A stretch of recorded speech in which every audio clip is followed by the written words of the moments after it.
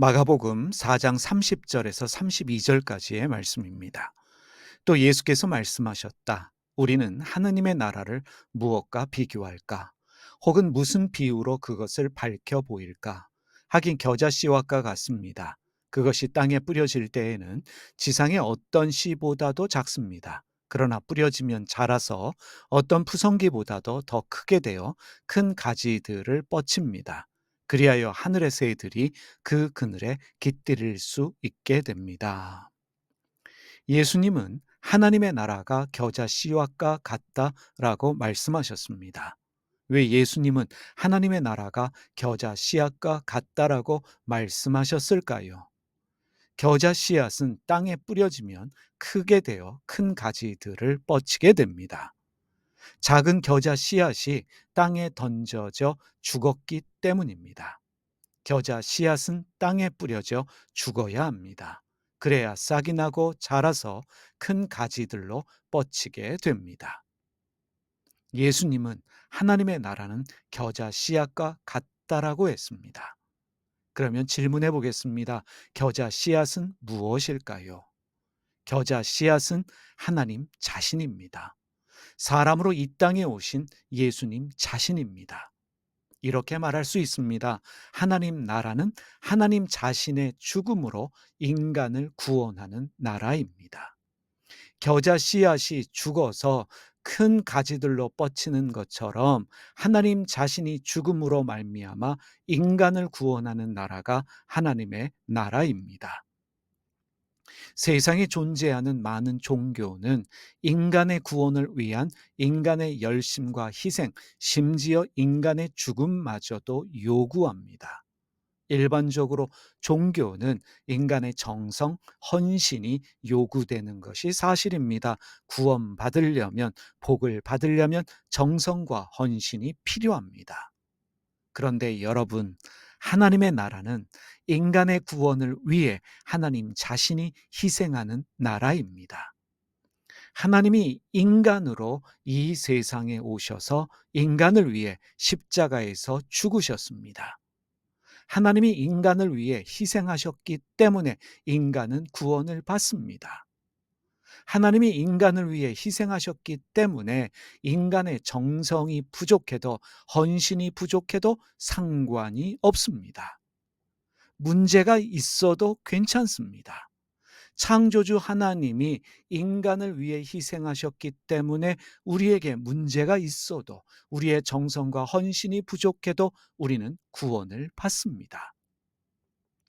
하나님의 나라가 그러함에도 불구하고 인간의 헌신, 희생, 헌금을 강요하고 강조하는 종교 집단들이 있습니다. 그들은 하나님을 말하고 있지만 그들이 말하는 하나님, 믿는 하나님은 복과 구원을 믿기로 인간을 상대로 갑질을 하는 나쁜 신입니다. 인간에게 소위 삥을 뜯는 일진과도 같은 하느님이다 말할 수 있습니다. 여러분, 인간의 열심과 노력으로 구원을 받는 것이 아닙니다. 우리가 희생하고 죽음으로 구원을 받는 것이 아닙니다. 우리가 겨자씨가 아닙니다. 예수님이 겨자씨하시고 그분이 우리를 위해 죽으셨기 때문에 우리가 구원을 받습니다. 땅에 떨어진 겨자씨앗이 죽어 크게 뻗친 가지가 됩니다. 거기에 깃들이는 하늘의 새들이 바로 우리들입니다. 하늘의 새가 크게 뻗친 가지 위에서 쉼을 얻듯이 우리가 하나님 나라에서 쉼을 얻을 수 있습니다. 하나님의 나라는 하나님의 희생으로 만들어진 뻗쳐진 큰 가지들이 많이 있습니다. 바로 거기에서 쉼을 얻을 수 있습니다. 그곳이 바로 하나님의 나라입니다. 그러면 여러분, 하나님의 나라는 어디에 있을까요? 여러 번 자주 반복했지만 예수님이 어떻게 말씀하셨습니까? 하나님의 나라는 눈으로 볼 수 있는 나라가 아니다 말씀하셨습니다. 하나님의 나라는 오는 나라도 아니고 가는 나라도 아닙니다. 여기 있다 저기 있다 말할 수도 없습니다. 예수님이 말씀하셨습니다. 또한 예수님이 말씀하셨습니다. 하나님의 나라는 겨자 씨앗과 같다라고 하셨습니다. 겨자 씨앗은 아주 작습니다. 작아서 눈에 잘 보이지 않습니다. 하나님의 나라도 마찬가지입니다. 아주 작기 때문에 하나님의 나라는 우리 눈에 잘 보이지 않습니다. 왜 그럴까요? 하나님의 나라가 우리 안에 있기 때문입니다. 하나님은 하나님의 나라를 우리 안에 만들어 주셨습니다. 우리 마음 안에 만들어 주셨습니다. 우리 마음 안에 있기 때문에 그 작은 하나님의 나라는 잘 보이지 않습니다. 그래서 하나님의 나라를 어디서 찾아야 하겠습니까? 우리 마음 안에서 찾아야 합니다. 예수님이 어디에 계십니까? 예수님을 찾기 위해서 하늘을 쳐다보지 마십시오. 사실은 예수님 만나기 위해 교회나 성당에 갈 필요가 없습니다. 왜냐하면 예수님은 우리 마음 안에 계시기 때문입니다. 하나님의 영이신 성령이 어디에 계십니까? 우리 안에 계십니다. 우리 마음 속에 계십니다. 그러니 하나님 만나기 위해서 산에 갈 필요도 없고 성지 순례할 이유도 없습니다. 내 마음 속에서, 내 안에서 예수님을 만날 수 있습니다. 내 마음 안에서 하나님의 나라를 찾을 수 있습니다. 바로 이것이 신앙의 신비입니다. 전능하신 창조주 하나님이 우리와 함께 머무시기 위해서 인간이 되셨고, 우리 마음 안에 머무시기 위해 영으로 우리에게 오셨습니다. 찬송가 중에 이런 가사가 있지요. 주 예수 모신 곳이 궁전이나 초막이나 그 어디나 하늘나라. 다시 한번 질문해 보겠습니다. 주 예수님이 어디에 계십니까? 성전이 아닙니다.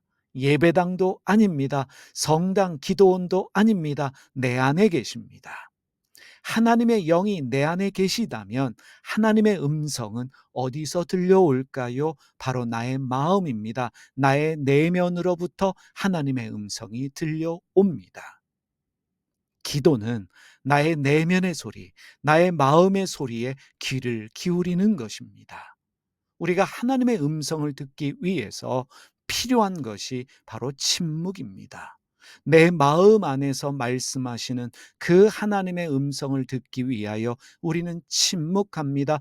침묵하며 나의 내면의 귀를 기울일 때 하나님의 음성이 세미하게 들려옵니다. 신앙은요, 내 안에 있는 작은 겨자 씨앗과 같은 하나님의 나라를 발견하는 것입니다. 하나님의 나라가 내 안에 있음을 아는 사람은 행복을 외부가 아니라 내 마음 속에서 찾습니다. 내 마음 속에 행복이 있기 때문입니다. 그래서 침묵하며 자기의 마음을 살핍니다. 이것이 성찰입니다. 여러분, 하나님 나라는 내 안에 있습니다. 그래서 나는 존귀한 사람입니다. 내 안에 있는 하나님의 나라를 발견하고 내 안에 계시는 하나님의 음성을 듣기 원한다면 제일 중요한 일이 무엇이겠습니까? 나를 사랑하는 일입니다. 하나님이 내 안에 계시다라는 자부심 때문에 나를 존귀하게 여기는 그것이 우리에게 필요합니다.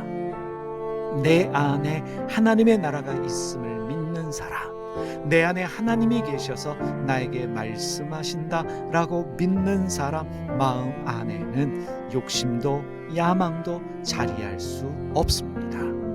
여러분과 저는 존귀한 사람들입니다.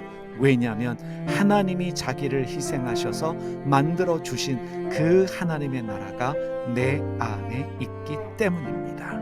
내 안에 계신 하나님의 나라를 인식하면서 오늘도 주님의 음성을 들을 수 있는 그런 날 되시기를 바랍니다. 기도하겠습니다. 하나님 아버지, 우리 안에 계심을 믿습니다. 하나님께서 친히 인간이 되셔서 저희를 위하여 희생하심으로 말미암아 저희 안에 만들어 주신 나라가 하나님 나라인 줄 저희로 하여금 믿게 하여 주시옵소서. 하나님께서 저희 안에 계실 뿐만 아니라 하나님이 통치하시는 나라가 있기 때문에 우리는 존귀한 자들입니다. 자기를 사랑할 줄 아는 사람 되게 하여 주시고, 하나님 나라가 내 안에 있음을 알고 자기 자신에 대한 자부심을 가질 수 있는 저희 모두가 되게 하여 주시옵소서. 우리 내면에 있는 보물을 찾아서 그 보물을 가지고 살아가는 저희 모두가 되게 하여 주시옵소서. 예수님의 이름으로 기도드립니다. 아멘. 하늘에 계신 우리 아버지가 어떤 분인지를 저희에게 보여주시옵소서. 세상을 바로잡아 주시고 아버지의 뜻이 하늘에서와 같이 땅에서도 이루어지게 하소서. 오늘 저희에게 일용할 양식을 주시고 저희에게 빚진 사람들의 빚을 탕감하여 준 것 같이 저희 빚을 탕감하여 주시옵소서. 저희를 유혹에 빠지지 않게 하시고 나쁜 일을 당하지 않게 하소서. 아멘.